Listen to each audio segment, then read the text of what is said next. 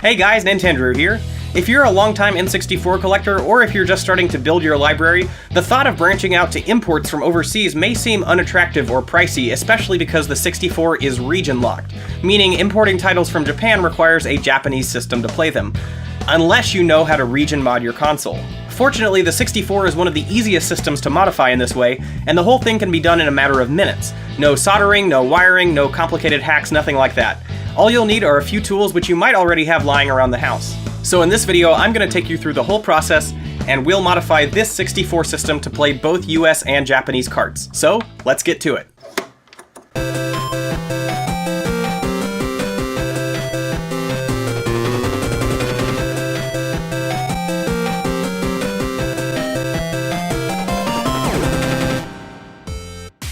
Now before I get into it, I should mention, this information is nothing new. It's been around for years and years, but because I do like to show DIYs and some mods on my channel, I thought it would be cool to show this method for anyone who has not seen it yet, just to get the information out there to more viewers. So to get started, the first tool you will need is a game bit screwdriver.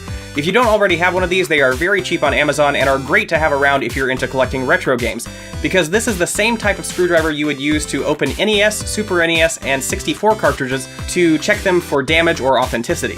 In this case, we'll need a 4.5mm game bit screwdriver, and if you're interested, I'll leave a link to a cheap set of these screwdrivers in the description below. Before we start removing screws, make sure to take out your N64 jumper pack or expansion pack, depending on which you have installed.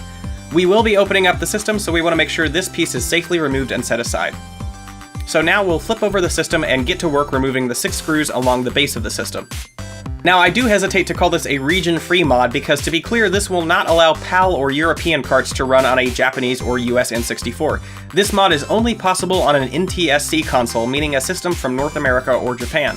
The reason this works is because the only difference between US and Japanese carts are these little tabs on the cartridge. Internally, the boards function exactly the same way, and the reason you can't play Japanese games on a US N64 out of the box is because there are matching lockout tabs inside the 64's cartridge port. So our goal here is really just to get around this artificial barrier. So now that all 6 screws are removed from the underside, you'll want to remove the 2 feet from the front of the console and set them aside, and then separate the bottom half of the console from the top. Again, we're doing all this with the system upside down because we are interested in this top half of the outer shell here. This gray bit of plastic in the middle is our culprit. So next, using just a regular Phillips head screwdriver, we'll remove the 2 screws holding in the cartridge tray. As you're removing the tray, try not to mess with the cartridge doors underneath, because they are spring-loaded and can be quite a hassle to put back together if they become undone. So just carefully lift the tray away from the housing and you should have no problem. So like I mentioned, this bit of plastic is the only thing holding us back from running Japanese games on this US console. As you can see, a US cartridge will fit just fine within the grooves of this tray, but a Japanese cartridge is locked out by these 2 square tabs on either side. So all we have to do to fix this problem is to remove those tabs. The tool I recommend for cutting away these plastic tabs is what's known as a rotary tool, or more commonly a Dremel tool. Now you can try to get rid of them with something else, something like a box cutter or a pair of pliers, but for what it's worth, I think a Dremel tool is probably the easiest and safest way to cut through this plastic, and much like the game bit screwdrivers, you can come by one of these for cheap on sites like Amazon, somewhere around 20 bucks. They are super useful to have around and have all sorts of interchangeable bits for different types of projects, so if you don't have one already, I highly recommend it. Regardless of how you choose to go about it, we'll get to work on cutting out these 2 tabs on either side of the cartridge tray. The good thing here is it doesn't need to be pretty, it just needs to work. And of course, make sure to follow all safety precautions as listed in your tool's operation manual. So once you've got both tabs removed, it should look something like this. At this point, all we have to do is put the system back together. So first, we'll reinstall the cartridge tray, making sure the side where the tabs used to be is facing the back side of the console. Once again, with our Phillips head screwdriver, we'll reinstall the 2 screws that hold this piece in place. And finally, we'll reattach the bottom half of the system to the top with the 6 game bit screws we removed earlier, and make sure you remember to attach the 2 plastic feet to the front corners.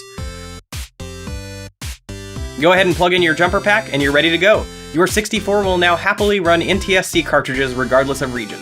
And just to make sure everything was done correctly, here is some footage of the Japanese exclusive Super Mario 64 Shindo version running on my US N64 console. It really is that simple, very quick and easy, and it took all of 10 minutes from start to finish. Before I forget, I do want to mention that a very similar method can be used for the Super Nintendo to run Super Famicom cartridges on a US console, because that system also used plastic tabs as a lockout. So if you're interested in region modding your Super NES, the method should be almost identical. Thanks so much for watching this N64 region mod tutorial. If you learned something new, please do consider subscribing to Nintendrew for all sorts of cool gaming content, and make sure to share the video with any friends who might find it interesting. Otherwise, I'll see you next time. Bye! Hey guys, thanks again for checking out the video and for making it all the way to the end. Hope you enjoyed. As always, I've got links to all my social media in the description below, Facebook, Twitter, Instagram, Discord, that sort of thing. And if you'd like to help out even more, I've got a link to my Patreon on the right side of your screen. Otherwise, I hope you'll look out for the next video. Take care.